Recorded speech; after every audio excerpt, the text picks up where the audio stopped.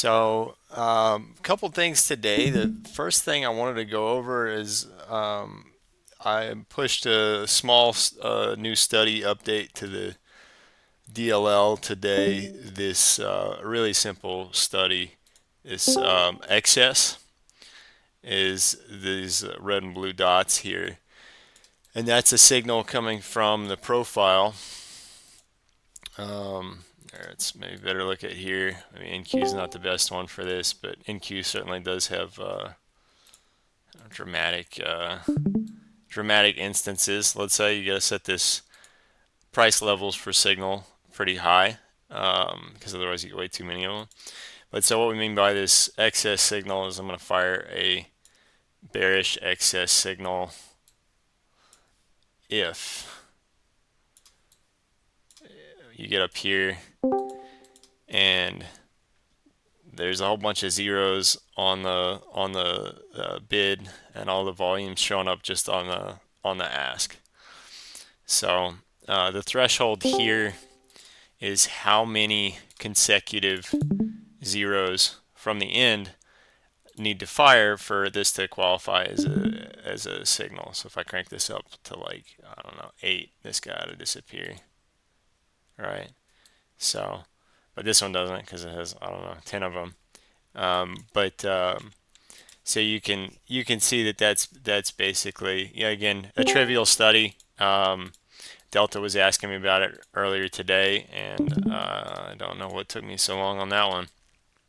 I So that should be pretty easy. It's an on bar close signal, so it's not gonna fire inflow when this shows up on a bar. It is something I would like to implement. But bottom line is the inflow version. This will get you the. This is the best you can do as far as testing goes with our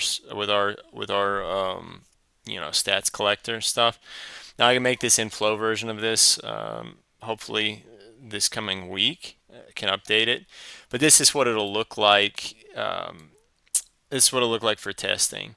So the problem being that if you do an inflow version, there's no way to test it using our stats collector without, you would just have to at that point do chart replay and use Sierra's stats collector, or you could use ours, whatever, but you'd have to do it from chart replay because otherwise the study is going to be looking at what the state is at the end of the bar. Um, there's some sort of there's a shortcut for Sierra that if you're loading, our signal stats collector is fast because it uses the shortcuts that Sierra has on when it loads or reloads the full chart, and that it's not playing every tick at a time. It's downsampling it to bars, so it'll run through the bar, and you have all this data in a bar really if you want it, but you don't know the sequence. You don't know when these things happen. So if that makes any sense, there's not, I can redo this study to make it work in flow for those of you who are looking to hit these in flow rather than waiting for a bar to close. But the issue is again on testing it, it'll look exactly the same as this when you refresh a chart. But the only difference would be on this, current bar. If all of a sudden you saw excess, you could have it flash. So I'll let y'all know if and when I get that done. But something to play with. I hadn't got a chance to use it with any combos or mess with any stats. But that's a fun, classic footprint numbers bars, whatever you want to call it, trading trading concept. So I hope it's useful. The next thing I wanted to go over. So I think people were sharing in the strat testing channel some stuff about opening range, popular opening range strategies. I didn't want to say this as far as opening range stuff. I think my favorite of our related tools here is this open drive zones study. And so for those of you who don't know the logic here. Let me go through it real quick, and then I can show you some of the subgraphs and features. And we look at this. We can also look at, I think, the FinTwit, the popular FinTwit Furu things that we might be able to implement, or be with our opening range break study and creating using Sierra chart to look at making fib extensions of the opening range, and then looking at how we can create some combos to test some of the things people say they like to play on this, and then we can look at maybe we can play around, look at some of the stats on that and some of the nuances too, because these studies are ones that it's fairly easy to delude yourselves on with outrageously good backtest results, and I will get into the subtleties on that when we get there. But so this one says open drive zones. Let me show you what the study looks like. So you define what a session is, right? So here I've got this for RTH for your, for your equities index products. Let's say if you got a different, if you got crude oil or bonds or whatever, adjust it accordingly.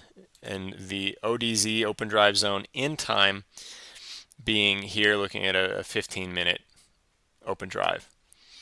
Now I have an option here on VPOC touch signal. So what this does, let me just real quickly say what this does, and then we can go through the settings. But the rough idea is that you get your opening sequence of bars, and if it doesn't come back through, if price leaves that opening range and doesn't clip the other side, all right, leaves this, then it's an open drive if it makes it through the whole session without coming back and clipping the other side. So let's see, what was not the case was today, for instance, because before the day was over, it had already clipped at the very end of the day. It clipped the other side. So this was fixing to be an open drive zone, but didn't quite make it because clipped it right around close. Had actually just broken the top there, 5 minutes before or something like that. So, but otherwise, what will happen, and I have the clipped zones displayed here. Otherwise, what will happen is at the close, this will display. I think we actually display it. I know we display it while it's kind of in flow, but it'll stay on the chart at the end of the session. Now I may be wrong. I don't remember. Does this Vesper Rue, y'all might know? Does this display in flow? Because I know our signals display in flow for coming back and touching the VPOC. I think it does display. But in any case, we don't show the clipped zones unless it actually made it the whole session. But what I have here, and it highlights the VPOC from that open drive set of candles. And then what we have here is once it's broken aside, once it's decided this has to be an open drive up or down, then we have a VPOC touch signal that is potentially triggered. Now you can either look at it only during the session where it was created or only after the session, or both, which just means it'll fire once when price comes back to the VPOC of that zone. And so here, hits the VPOC, the next morning. Here, even though it clipped, this is what we're looking at both. So this was a sort of an inflow. This didn't end up being an open drive zone, but it was at the time. This, it was here. It was most of the day, and it came back and it hit the VPOC, which was right around here. Now it actually had played it before, and this is one where the study's not going to get it perfect. You can see that it had actually played that VPOC before before the puke, the further puke, let's say this morning. And so you may trading this say, I'm gonna pass on this one because it already hit it. Something to be aware of. It's not a again, I can't capture all of these nuances. I can capture some of them, hopefully enough for y'all to be able to test them out rigorously, um, and get a good sense for what's going on. But you're gonna get some things where, yeah, maybe that one was already, as it were, played. So this is a fun one. I think there's a lot of cool stuff that can be done with this study. I think these are this is one of my probably one of my favorites. I think that we've done as far as something that I think is just solid and works on. I think it's applicable to many different products. I think it's worth analyzing carefully and thinking about the context of your particular trading strategies and playing with things about how it does in trend and what your expectancy is on these is not necessarily a trivial matter. You can look at them by hand and say, man, this is tends to be a banger, but the actual the nuance of how do I set my stop, how do I set my take profit, how aligning with trend, do I filter for that? I think that all bears careful analysis. I think it'll depend on how you're trading, and I think it'll depend on um, I think the I don't want to say this. I think it'll you've got a lot of wiggle room there. I think this particularly this VPOC touch is something that I think is pretty powerful, and my analysis shows good things there. But again, something to do a deep dive on in the particular instruments and context you're trading in. The other thing we have is bullish and bearish gap opens, and so let me see if I can find. You know what? I think the usage on the gap opens. So you're not really going to have a gap open on a 24-hour chart, but let's look at a gap open on an RTH only chart. So this is another way to use this. Let's see.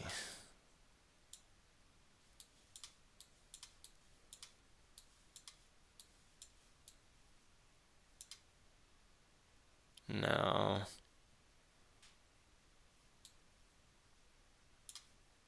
Okay. Yeah. So here we got two of them. Here we got a gap. So a gap open is going to say when we closed below a previous open drive zone, like this one. When we closed below it and then opened above it for the next, and this is for obvious reasons probably not going to happen on 24-hour chart because it's going to clip and move through it continuously. But this is indicating that all right, this is a gap up. And this is a signal that triggers on that first bar of the gap session.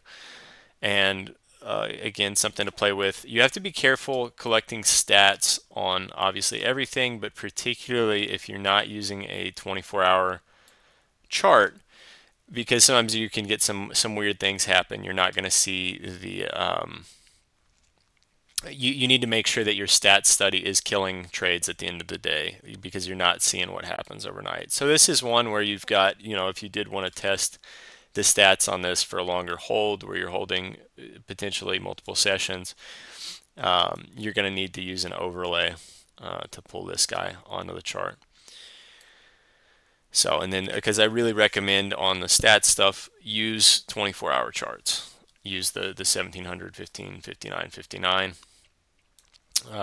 charts because you want to see. Otherwise, you can get some funky stuff going on where you've got gaps and they're not being handled properly. But anyhow, this another way of looking at this, another way of looking at this study. Otherwise, I think it's fairly straightforward. And then we've got these first touch signals with the zone low and high. So first touch of the zone, but also the VPOC, first touch of the VPOC. The VPOC signal will trigger intra-session. The zone high and low signals will only trigger after the session has ended and it's confirmed as a open drive zone. So I can show you these real quick. But again, zone high, zone low, because you may want to use on our stats stuff, setting risk dynamically with the zone. But let me see here. Let's look at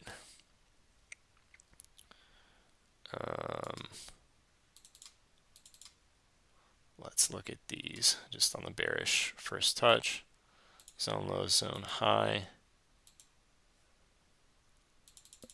Let's do this for visibility.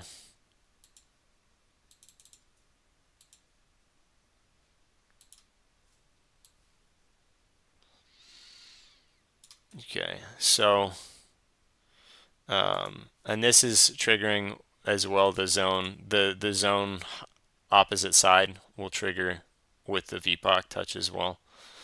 But again, first touch of the zone, and again notice here it had to go to the next day. It had to be confirmed next session. So this is favorite open range concept study number one. I do think that let's look at, as far as we can analyze some stats on this. Let me make another chart because I do want to look at some of these. We've got our other opening range study. And let's go to a 24-hour chart.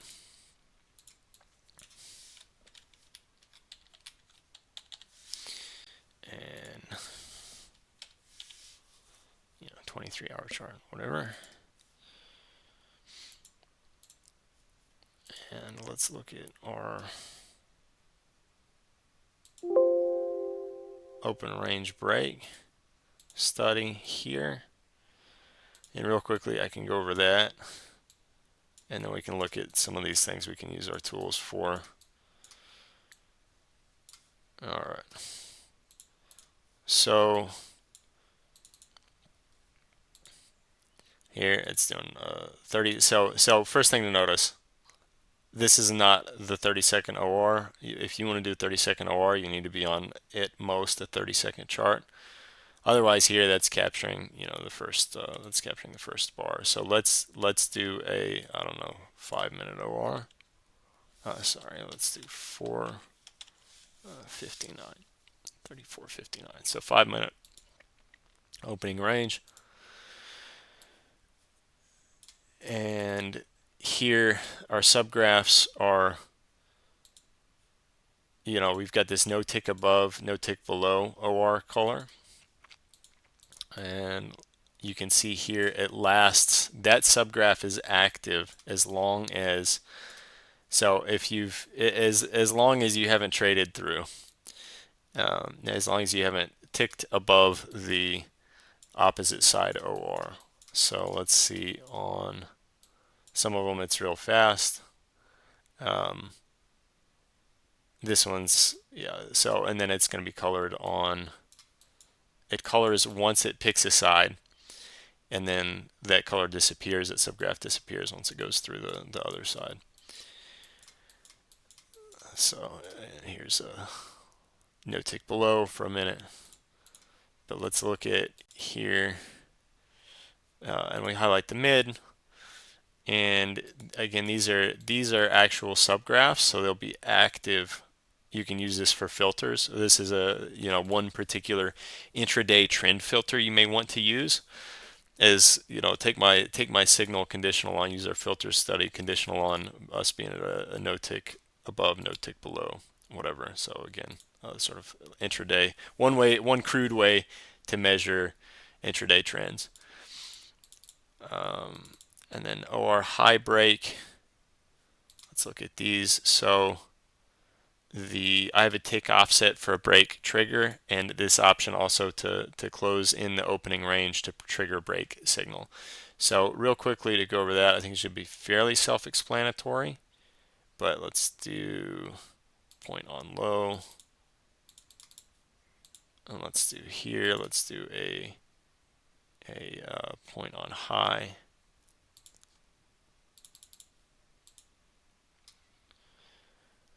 All right, and if we do If we turn this off, that's anytime you go peek in and out of the OR, this one is requiring that you have to have closed there.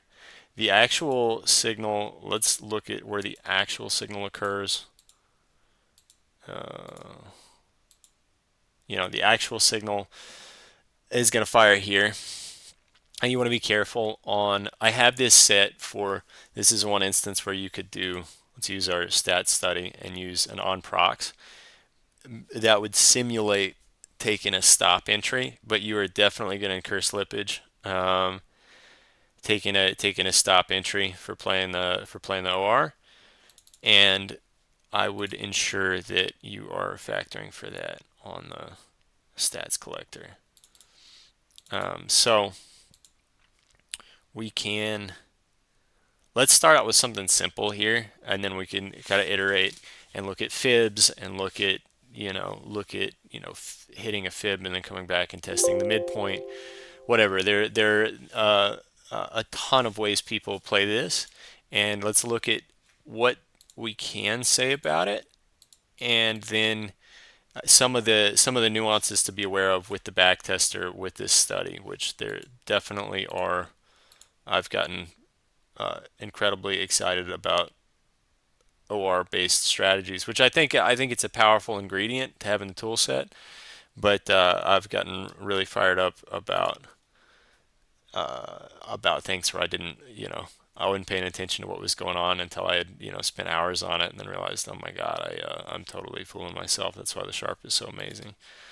So let's use a subgraph based stop. All right, so here we're going to do an opening range high break.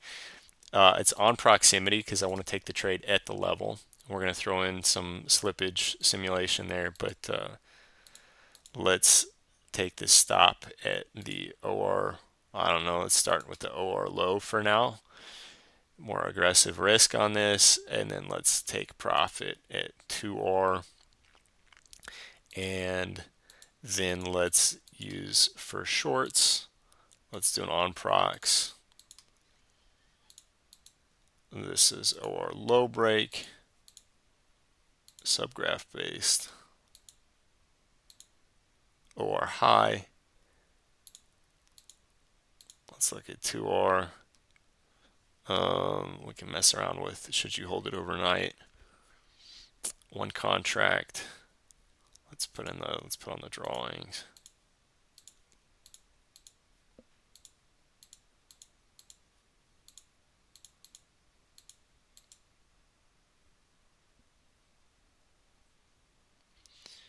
All right.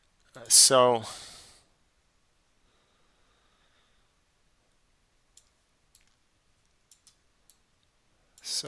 that doesn't look half bad, but I do want to say we could look back through some of these by hand and just make sure we're not completely deluding ourselves. And the other thing is, this is realistic in terms of things I see that are believable, but it means you have to be really careful on, it means it may very much be a mirage from not factoring in slippage and costs. So, if we're going to use, I don't know, what are you paying per side on NQ? Let's say $2.50 per side on NQ.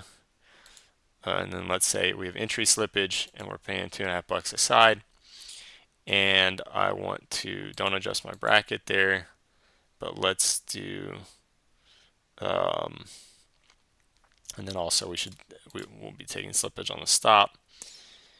And then I heard it too bad. Now it's NQ, and I am saying let's say we're paying the full.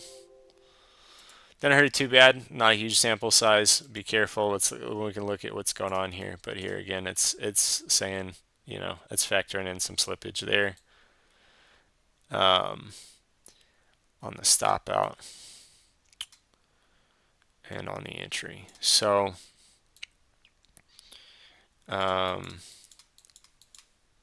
looks better than I expected. The other thing we may want to do here is, all right, it's taking every trade. All right, not necessarily what we want to do. We may want to say, we may want to say something like, I only want to do this once. I only want to do this once a day. Let's see what the best way. Let's see what the best way to do that is. Probably if you only want to take it once. Now we have that with procs, but that's not what we want to do here. So a little bit of a puzzle. Let me think about that. Here's the other thing we'd want to do potentially, which I think is correlated, which is we would say, let's throw a signal. Oh, let's see. Okay, so there's a couple of things I think that we want to do. So first is a signal filter, and let's try this. Let's do the raw signal being opening range break, OR high break. So no tick below high break.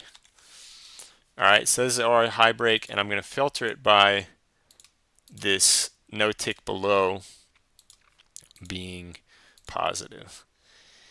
And then let's see. So I'll do that. I don't know if you can see any one of these here, but let's duplicate this no tick above low break.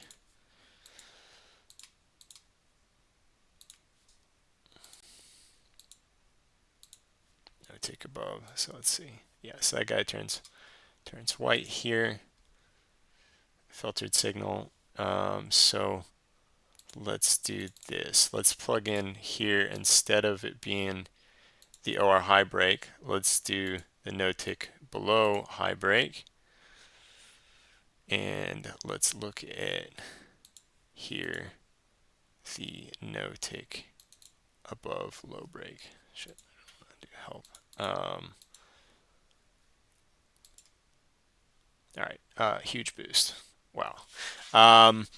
So because what's happening here is, we're still playing this one. I don't necessarily want to do that. We can look at eliminating that in a bit. But now you're no longer, once it's no longer no tick, once there's not a defined trend on the day, because we've already crossed, we've played both sides of the OR, then stop taking these trades. So that, in this small sample, is a pretty substantial boost. Now the question is, I think you also would maybe say, I don't want to play that one because this is a one time a day trade. So let's see if we can put that in. Maybe if I could actually put something in here. So I've got signal time range. Let's do this one. Let's do opening range break. Yeah, I guess I could slide this one in between. It doesn't really matter.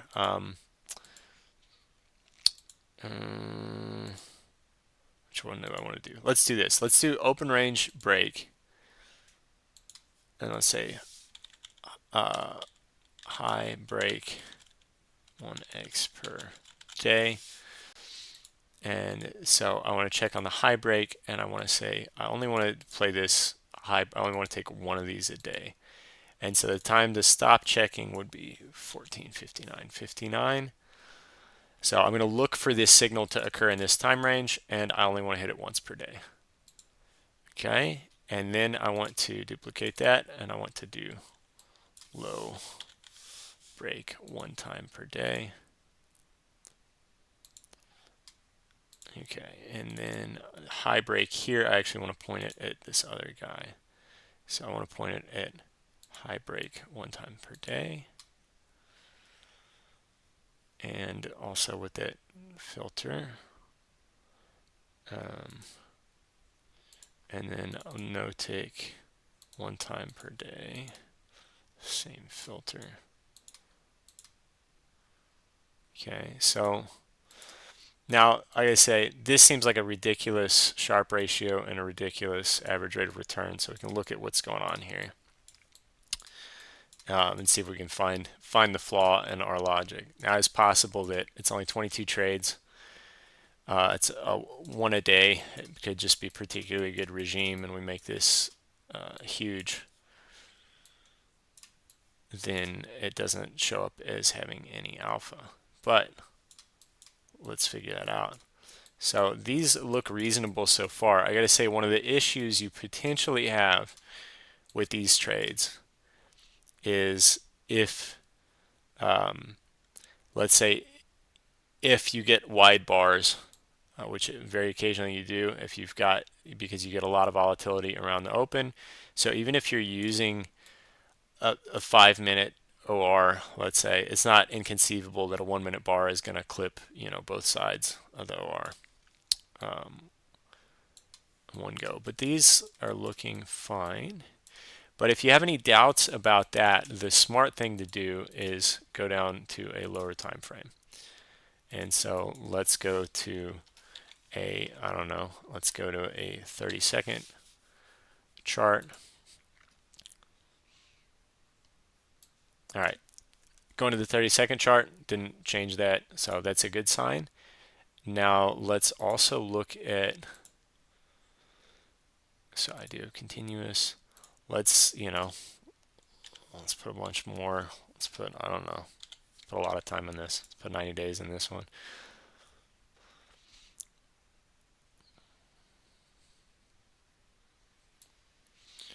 All right, brings it down a little bit. That's still, I would say, ridiculous average return on really a ridiculous Sharpe ratio. But um, but it could be that this is the right time for this strategy because this is basically a volatility. It's a volatility trade. Now I'm curious. This is a bad thing to do, but always curious to see how much, see when you play with these parameters, what this looks like. See, that brings the Sharpe down pretty considerably.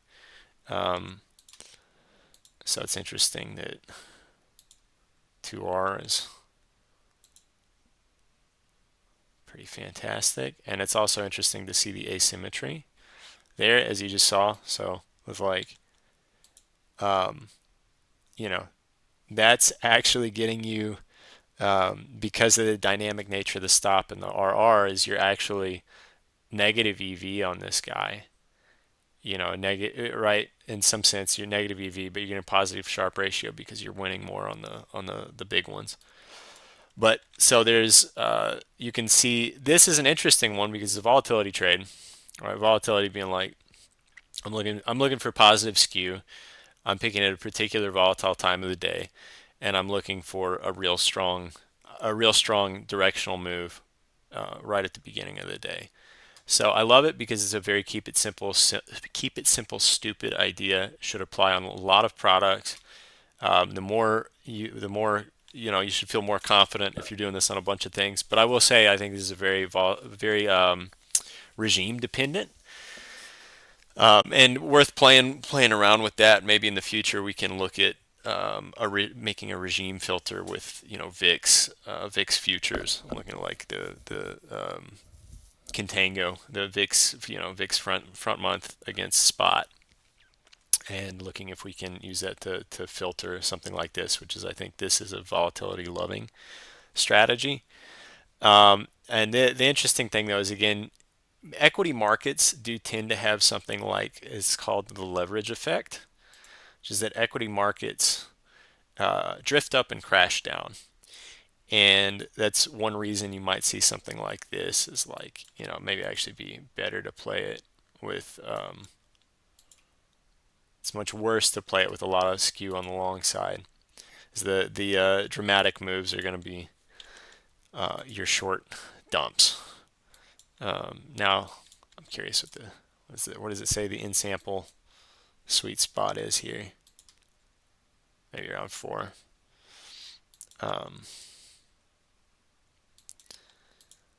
So again, a terrible thing to do. Also, I'm not, in and out of sample testing. Let's just for fun make this 180 days. It may very well become negative, but just out of curiosity. Again, the thing with these two is check how the strategy is working. Turn on all the drawings and look and make sure. Still looking pretty solid. 180 But looking and making sure that you're not getting a lot of same bar. It doesn't seem to say we have any same bar stop outs, but it's worth going through and spending some time. Especially if this is a one a day trade, really. Go through and just sanity check them. Make sure they're hitting at the right spot. Um, but the kind of crazy thing can be on, I don't know, keep it simple, stupid. And one of the reasons I like these opening range strategies is they are really the definition of that. Keep it simple, stupid. This is a really intuitive way to filter for trend. This is also a really reasonable thing to do on, it may or may not improve the stats, but I think saying maybe I only want to play these one time a day, and then I want to go do something else with the rest of my day. Um, but I think that the um,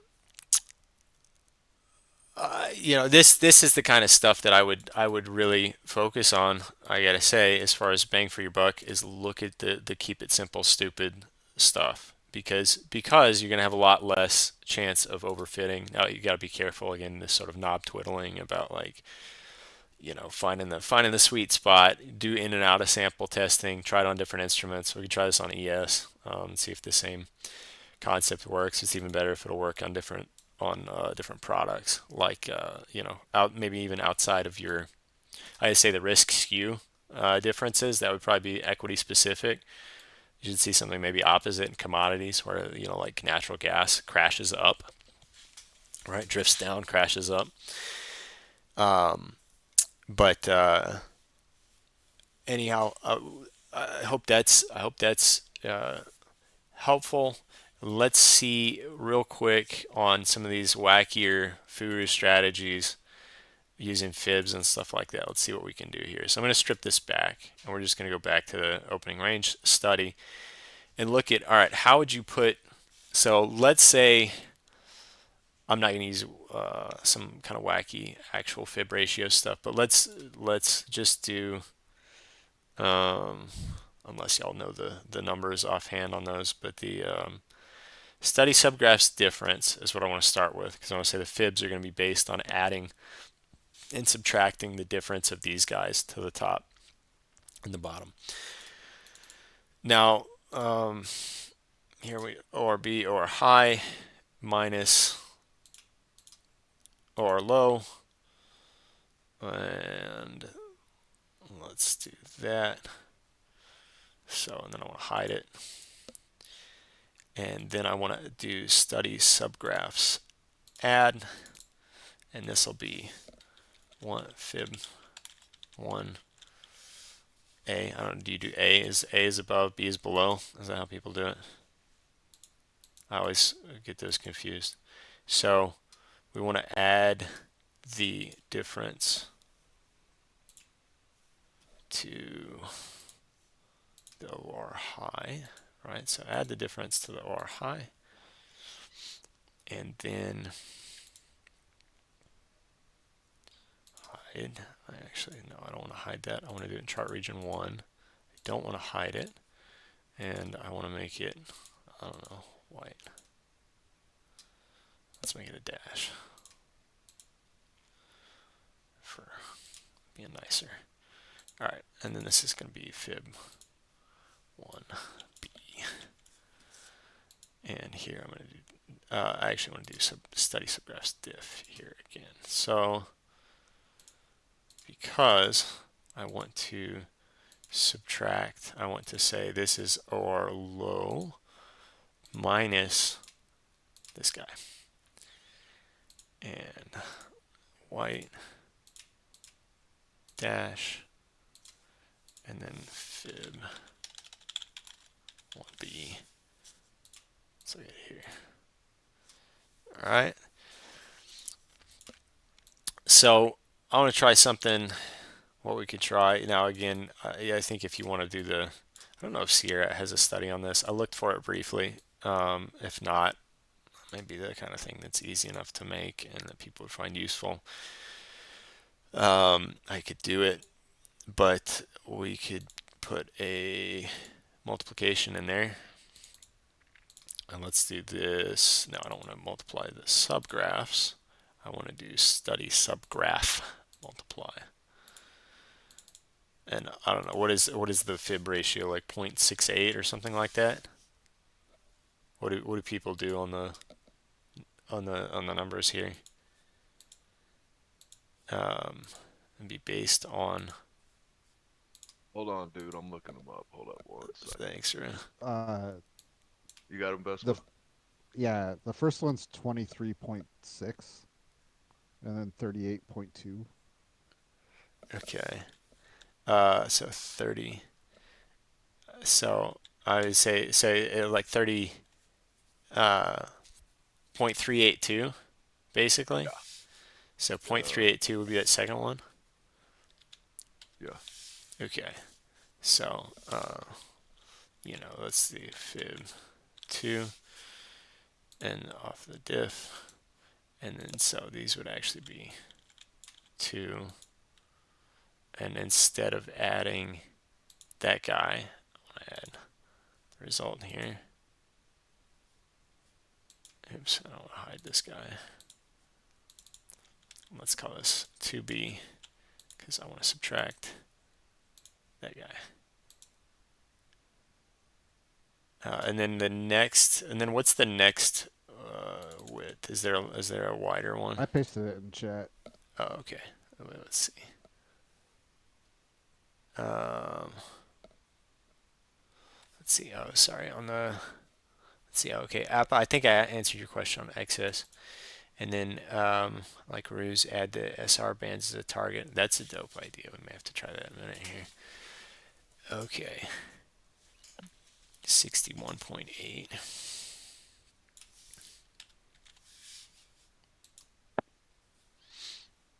All right, so we can do something like that. Let's do that. Let's do 618 fib, and then look at. So what's one way someone might want to play these? Is using this as a. So two things you could do. One is wait for a rotation, using it as a proxy for waiting for a rotation away, right? Waiting for price to move away significantly enough, and then you can come back and then coming back and testing that would be one thing. You could use the prox signal for that, but you want to capture this idea of moving away and coming back. So let me add one more level here. So let's do this would be whatever fib 5, I guess. Let's do a 1.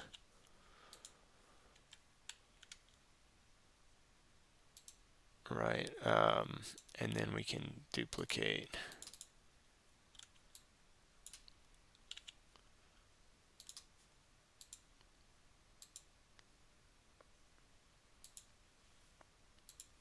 that, and then duplicate that.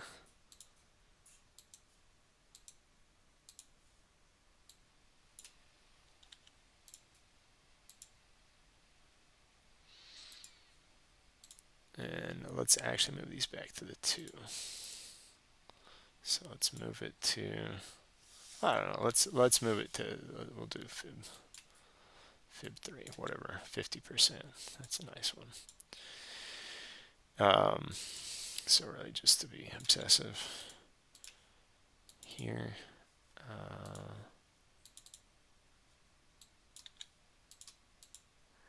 All right.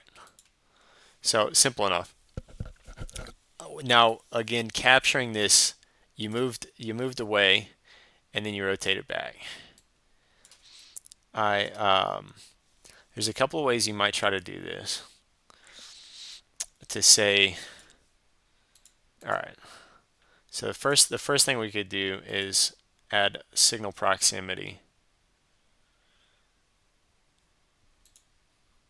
Let's do prox, and let's do 5a prox, and then I'm going to say 0, so I want it to touch that level, and I want to be the 5A, and just use that, and I want it to come from below,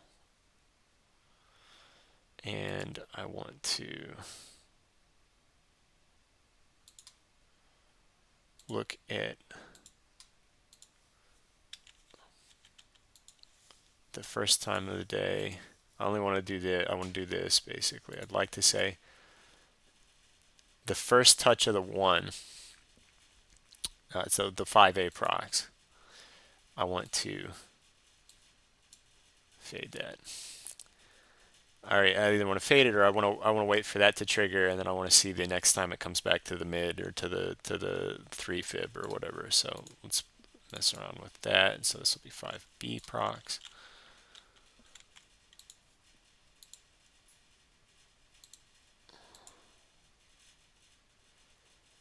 Okay, and that's coming the wrong direction. I want the previous bar above once. So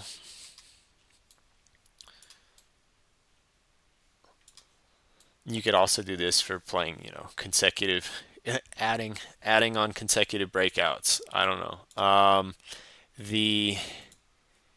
So then what I'd want to test is, all right, given that we hit the 5 fib, right? Given that we hit the 1A extension, then I want to look for the next time we come back and touch the, I don't know, you look for the mid or the OR low or high or whatever, and let's see if we can filter that, because then what I want to say is, here's one thing I could try to do.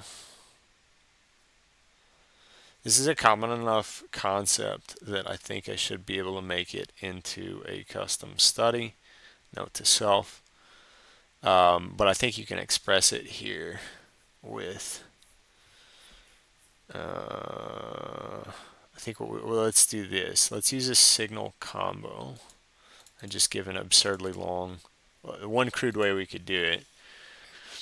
All right, is looking at like, okay, so the buy signal is going to look like this. It's going to be, we hit the 5A, and that's pure proximity. We hit the 5A, and then we came back and we touched the opening range. Oh, we need another prox. Let's do this. Sorry. Let's do we hit the fib, and then we come back and touch the, I don't know, OR low or high. So it's this signal would basically be, we rotated away and we came back and tested the OR. So let's see if we can do that. So then I would need another pair of proximity signals to test for the touching the OR high and low. All right, so this one would be OR low from below, and then I don't want to use the time interval, but I do want to use session times. Okay, so I want to say, yeah, I come back, touch the OR low from below anytime that happens. All right, and then this one would be, sorry, and then we want to duplicate that.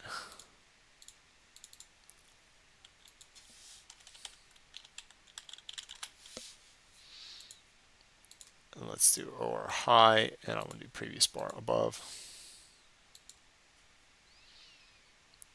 And I don't want a time interval filter. All right. So we should see, yeah, anytime we come back and tap the OR low.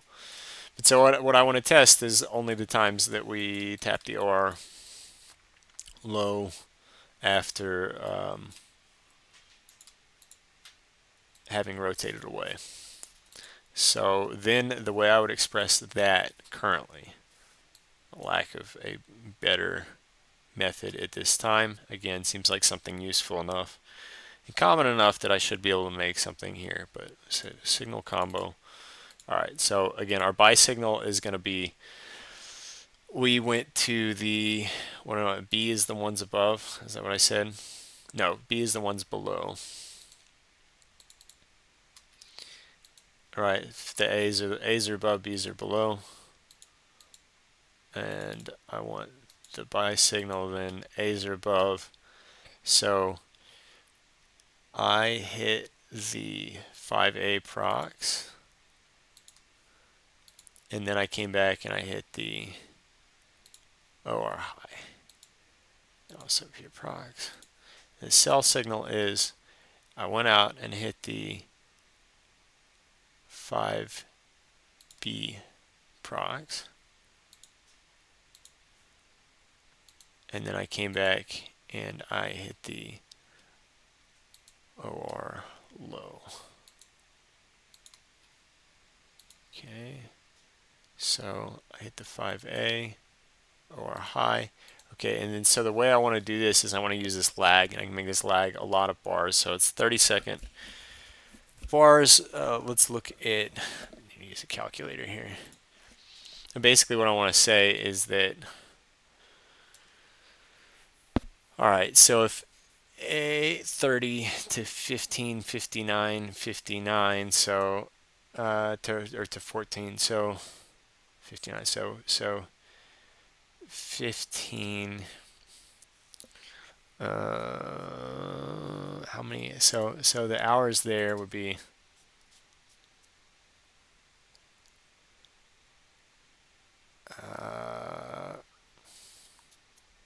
6.5 hours. Well, we have 6.5 hours. 6.5 times 6.5 hours times 60 minutes and an hour times 2, because we're looking at 30-second chart.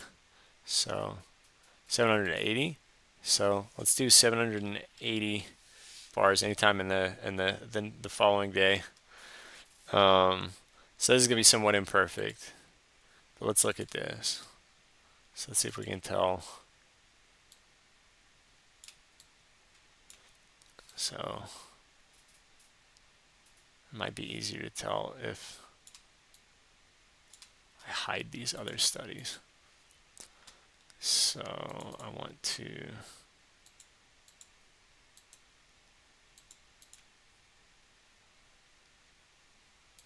ignore.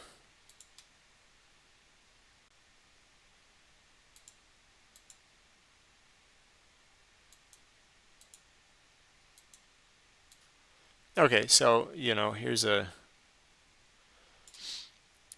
example. So I rotated out here and came back and touched that guy. Now we could make it also the combo. Yeah, I guess we could also filter it for once a day or whatever. But the basic thing being, and I guess that's what we want to do, because we want that to specifically happen.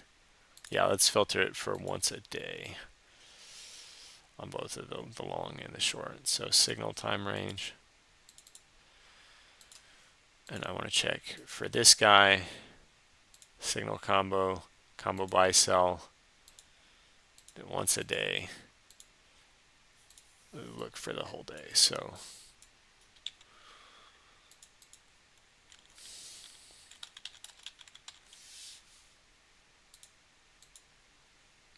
and then I want to hide that one, and then let's duplicate this one.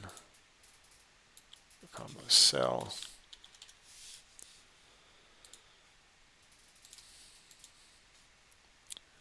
All right. And so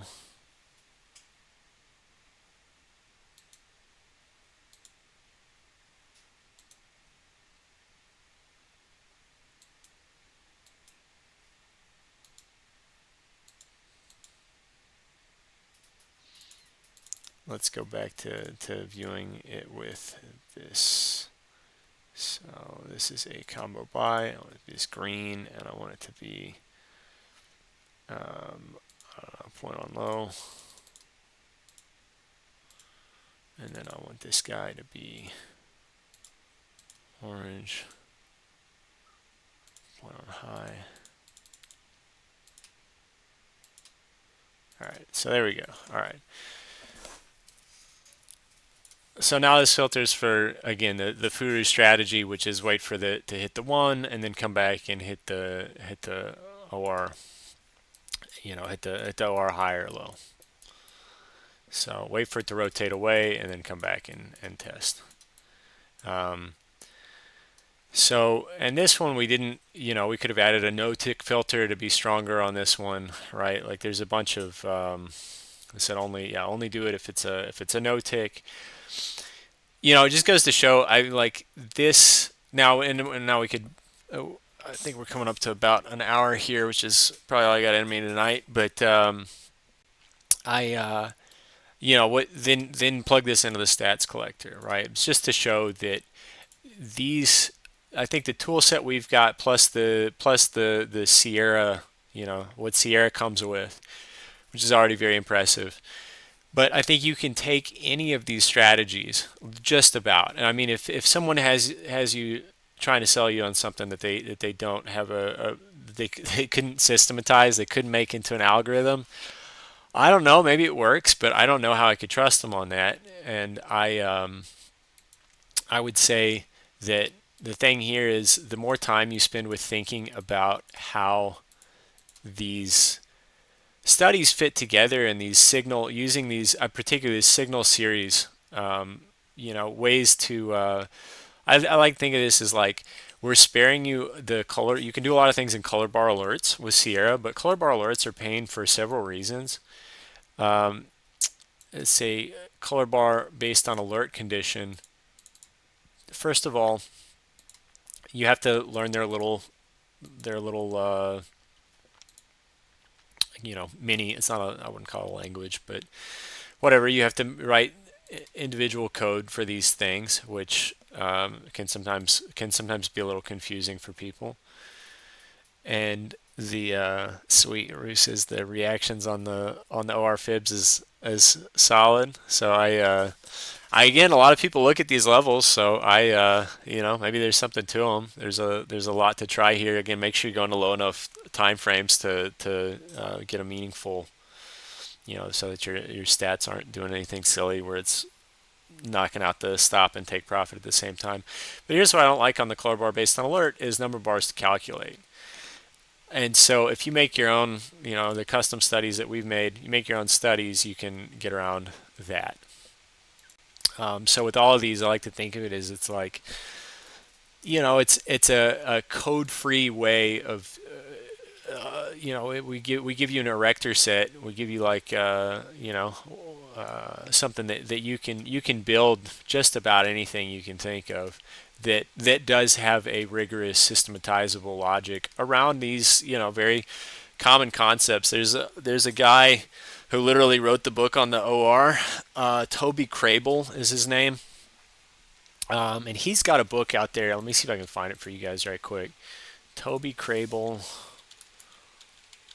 Opening, yeah. The book is called, now here it's like, on Amazon, Day Trading with Short-Term Price Patterns and Opening Range Breakout is, no joke, is $560 used. But you can definitely find the book out there. Let's see. There's some PDFs. Let's see. You could probably poke around in the right places on the internet and find a PDF of it. I'm not sure if I have a PDF on this computer of mine, but that book. So that guy Toby Crable runs an amazingly successful quant hedge fund, and he literally wrote the book on opening range break strategies, and that book is old and probably nothing in there works, but it's a starting place. It's a way to look at someone who's a legit player, how they were looking at stats on this stuff, and the different sort of combos and basic things they were trying. And I think the idea here is same as his idea, which is, be rigorous, start with simple, stupid ideas. carefully test them, and slowly add complexity, but always doing the sanity checks to make sure you're not curve fitting, and you're not you're not getting. I think at a certain point the complexity becomes very hard to navigate, hard to tell that you're doing things right. And try to stick to a hypothesis testing model. You have an idea, something that you've watched, or you have an intuition, or you have a sense for why these things ought to work, and try them out on different markets. And I hope that these sessions are helpful in just seeing all the crazy things you can do with Sierra plus our tool set, and particularly these is like taking these ideas, and seeing if you can automate the whatever you see from people who you're reading their strategies either online or in books or whatever. But I'll see if I can find another spot. I think that Crable book maybe used to be on archive.org, and that all that stuff is pulled down now for whatever reason. But I'll post the title or the link, and that may be something that's worth you guys' time looking into. But if there's any other questions, Sierra, any particular issues, I'm happy to answer those now. Other study, um, whatever. Any other questions on our tool set, or any problems anyone's been having with this stuff that I can address. But otherwise, I'll probably wrap it up here.